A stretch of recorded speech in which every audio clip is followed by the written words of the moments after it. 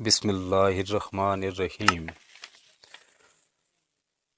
دوستو، آج ہم اس ویڈیو میں بنی اسرائیل کے انبیاء کے بارے میں بات کریں گے اور آج یہ جان سکیں گے کہ یہودی کون ہیں، کہاں سے آئے اور ان کے باطل عقائد کیا کیا ہیں اور یہ چاہتے کیا ہیں۔ معزز دوستو، حضرت یعقوب علیہ السلام کی اولاد سے اللہ تعالیٰ نے 70,000 انبیاء کرام کو مبعوث فرمایا۔ حضرت یعقوب علیہ السلام کی اولاد سے اللہ تبارک و تعالیٰ نے حضرت یوسف علیہ السلام کو نبوت سے سرفراز فرمایا اور مصر کا بادشاہ بھی بنایا۔ یعقوب علیہ السلام کے 12 بیٹے تھے۔ ان کا آبائی شہر کنعان تھا۔ قید سالی کی وجہ سے ان کی باقی 11 بھائی بھی مصر میں آ کر ہی آباد ہو گئے۔ یوسف علیہ السلام کے بعد جب فرعون کا دور حکومت آیا تو فرعون نے حضرت بنا لیا۔ حضرت یوسف علیہ السلام کے دور میں بنی اسرائیل کے 12 قبائل تھے۔ فرعون کی غلامی اور بت پرستی کرتے تھے اور شرک کے اندر مبتلا رہے۔ پھر اللہ تبارک و تعالیٰ نے اپنے پیارے نبی حضرت موسیٰ علیہ السلام کو مبعوث فرمایا۔ چنانچہ اللہ تبارک و تعالیٰ نے اس قوم کو حضرت موسیٰ علیہ السلام کے ذریعے سے فرعون سے نجات دلائی اور دریائے نیل کے پانی سے راستہ بناتے ہوئے اس قوم کو ایک نئی زندگی عطا فرمائی۔ لیکن اس سب کے باوجود یہ قوم اللہ تعالیٰ کی ناشکر اور نافرمان رہی۔ جب حضرت موسیٰ علیہ السلام کو طور پر اللہ تبارک تعالیٰ سے ملاقات کے لیے تشریف لے گئے تو پیچھے اس قوم نے ایک بچڑے کی پوجا کرنا شروع کر دی۔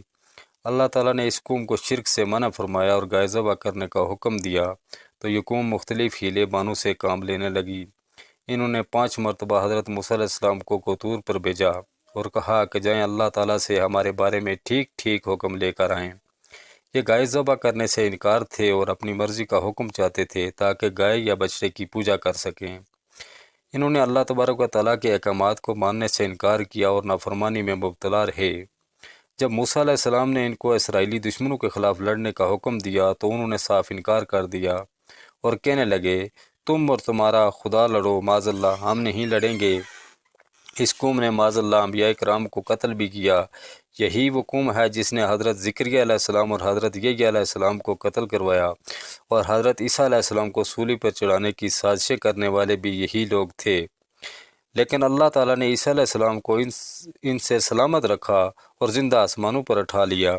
یہ قوم بعض انبیاء کو مانتی تھی اور بعض کو ماننے سے انکار کرتی تھی۔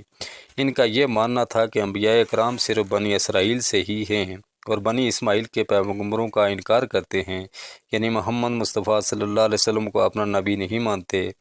یہودی حضرت جبرائیل علیہ السلام کو اپنا سب سے بڑا دشمن مانتے ہیں کیونکہ حضرت جبرائیل علیہ السلام ان یہودیوں کی سازشوں کا انبیاء کرام کو پہلے ہی بتا دیا کرتے تھے، اور ان کا باطل عقیدہ یہ ہے کہ حضرت جبرائیل علیہ السلام نے نبوت کے لیے آخری نبی کا انتخاب غلط کیا ہے، کیونکہ ان لوگوں کے عقیدے کے مطابق آخری نبی بھی بنی اسرائیل سے ہی ہونا چاہیے، بنی اسرائیل سے نہیں۔ اسی وجہ سے وہ ہمارے آخری نبی جناب حضرت محمد مصطفیٰ صلی اللہ علیہ وآلہ وسلم کو ماننے سے انکار کرتے ہیں۔ یہودیوں کا دوسرا باطل عقیدہ یہ ہے کہ ہم یہودی اللہ تبارک و تعالیٰ کی لاڈلی قوم ہیں، اس لیے اللہ تبارک و تعالیٰ انہیں اپنی نعمتوں سے نوازتا ہے اور آخرت میں بھی اللہ تعالیٰ انہیں کچھ نہیں کہیں گے اور نہ ہی یہ جہنم میں جائیں گے۔ ان کا باطل عقیدہ یہ ہے کہ ان کے لیے دنیا میں بھی انعامات ہی انعامات ہیں اور اس طرح آخرت میں بھی انعامات ہی ملیں گے۔ تیسرا باطل عقیدہ یہ ہے کہ نبی صرف بنی اسرائیل سے ہی پیدا ہو سکتا ہے۔ یہ قوم شروع دن سے ہی ایک فسادی اور فتنہ برپا کرنے والی قوم ہے۔ یہ قوم لوگوں کو ان کی بستیوں سے نکال کر خود اس پر قبضہ کر لیتے تھے۔ یہ آج بھی اپنی تاریخ کو دہراتے ہوئے فلسطین کے لوگوں کو وہاں سے نکال کر اپنا قبضہ کرنا چاہتے ہیں۔ یہ وہی قوم ہے جس نے دنیا میں 2 بڑی جنگیں کروائیں، جنہیں جنگ عظیم اول اور دوم سے جانا جاتا ہے، اور یہی قوم تیسری جنگ عظیم کر کے زمین میں ایک بار پھر سے فساد پھیلانا چاہتی ہے۔ ان کے 8 باطل عقائد ہیں، آخر میں مختصراً ملاحظہ فرمائیں۔